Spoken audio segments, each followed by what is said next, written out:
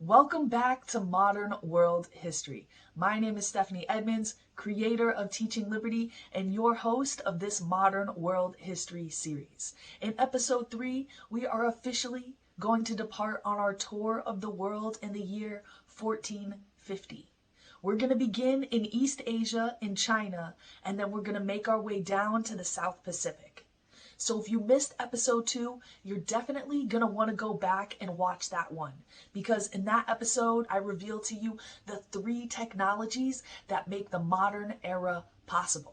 And knowledge of this historical context, along with other global trends, such as how the center of power shifts from the East to the West, are going to be key for your understanding of the more geographically specific historical events we go over in this episode. You can watch that episode by clicking on the card right here, or I've put the link in the description down below.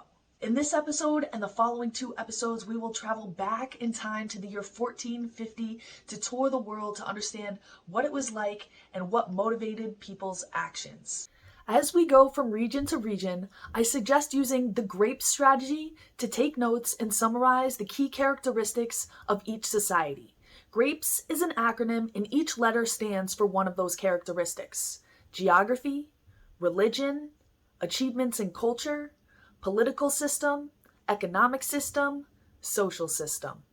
For guided notes, including GRAPES graphic organizers and learning activities that accompany this video, become a member of the Teaching Liberty community. Plus, by becoming a member, not only do you support this channel, you also get access to groups and discussion boards away from big tech censorship, exclusive members-only content, and more. Go check it out at teachingliberty.org/community.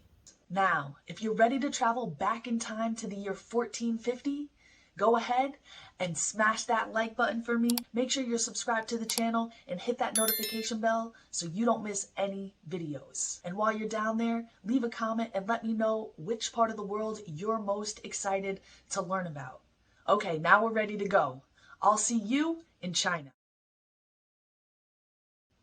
In the year 1000, while Europe was still stuck in the Dark Ages, China, who was ruled by the Song dynasty, was already surging towards modernity. They had long benefited from artisan methods and farming knowledge transported in from southwestern Asia.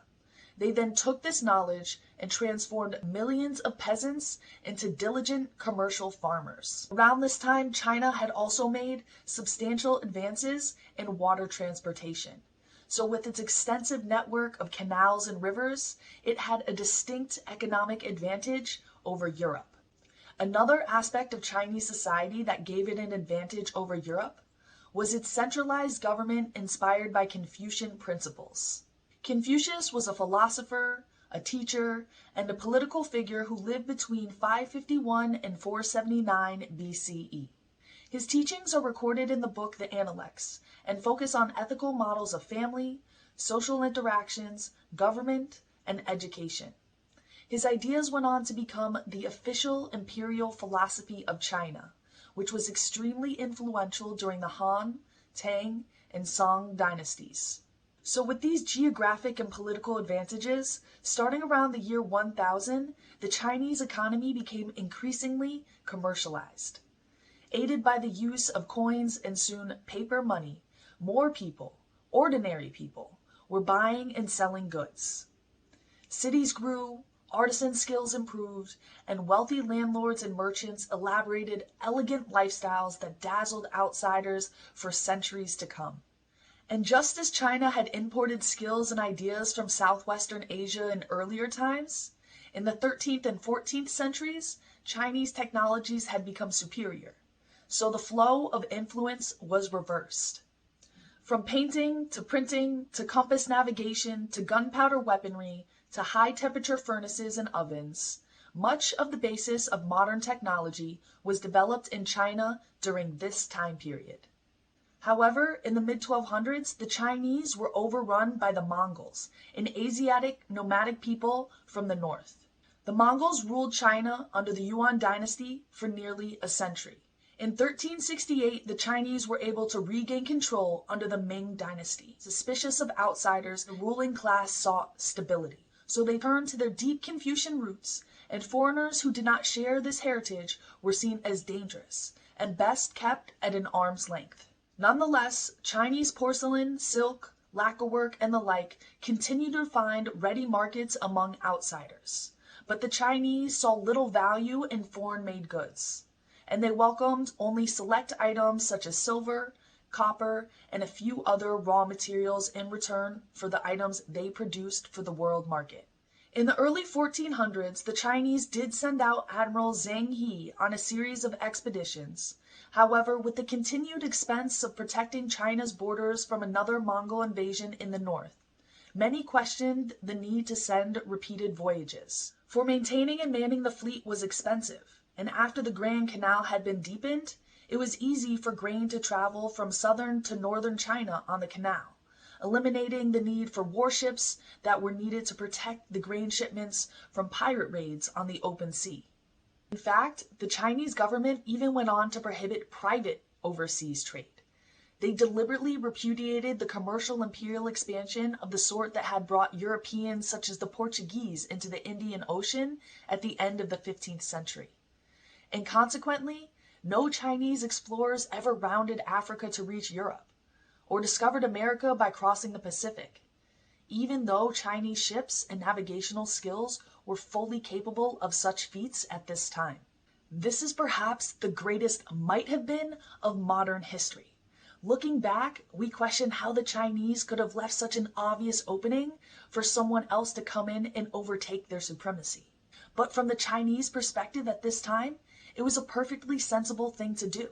Why should they waste resources bringing in tributes from overseas that they didn't really need, when they did really need to spend a lot of money and resources protecting their borders from a land invasion? But you know what they say, hindsight is 20/20, which is why it's so important to study and understand the patterns of history. So maybe, just maybe, we won't make the same mistakes moving forward. Nonetheless, under the Ming Dynasty, the Chinese made a very successful recovery from the devastations they had suffered under the century of Mongol rule. However, their withdrawal from international interactions became Western Europe's opportunity. Still, being a vast land with an enormous population that doubled over the Ming Dynasty's rule, China was able to sustain civil peace and superior artisan skills, which meant its fall from supremacy and prestige would be slow. Before we turn to Europe, China's main competitor in the modern age, let's review what was happening in the rest of the world. Let's venture a little bit further east to Japan, and then we'll head down to the South Pacific for a bunch of quick stops. Further east of China is a series of islands known as Japan. More or less isolated until around this time, their contacts with the world began to substantially increase, which allowed them to benefit from the shipping improvements being made in China and Europe. As a result, Japanese commercial fishing prospered, and with this newfound wealth came intensified state building. Throughout Japan, various kingdoms expanded and grew in power. So unlike the Koreans, the Japanese were able to resist Chinese expansion and go on to develop their own unique cultural and political systems. Japan developed into a feudal state that resembled that of Europe, where many small kingdoms controlled territories of land and had knights who fought for them and peasants who worked the land. These kings were known as shoguns, and like in Europe, they were quick to resort to violence. However, unlike the imperial government of China, they did not limit their people from overseas trade, allowing for more competitive forms of economic and social development over the coming centuries. For the next leg of our journey, let's head down to the region known as Southeast Asia.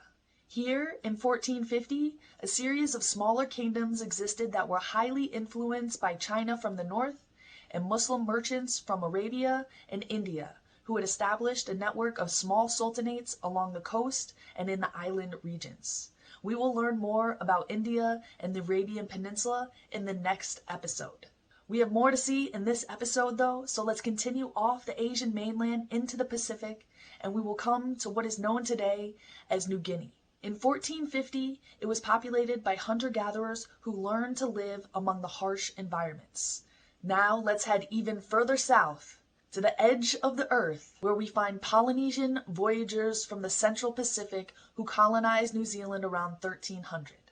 They are known today as the Maori, and since the tropical food plants they had brought with them did not prosper in the cooler climate, they relied on gathering and fishing. They were completely disconnected from the rest of the world, and militarized chiefdoms emerged on the larger islands. In this video, we focused a lot on China because China is the major world power at this time. However, we will revisit Japan and these places in the South Pacific later on in our studies. And there's so much of the world left to explore, but that is all the time we have for this video. Don't forget to extend your learning by becoming a member of the Teaching Liberty community, where you'll get access to guided notes and sets of learning activities that go along with each video. Additionally, you get to become a member of a community of liberty lovers from around the world, plus get exclusive members-only content.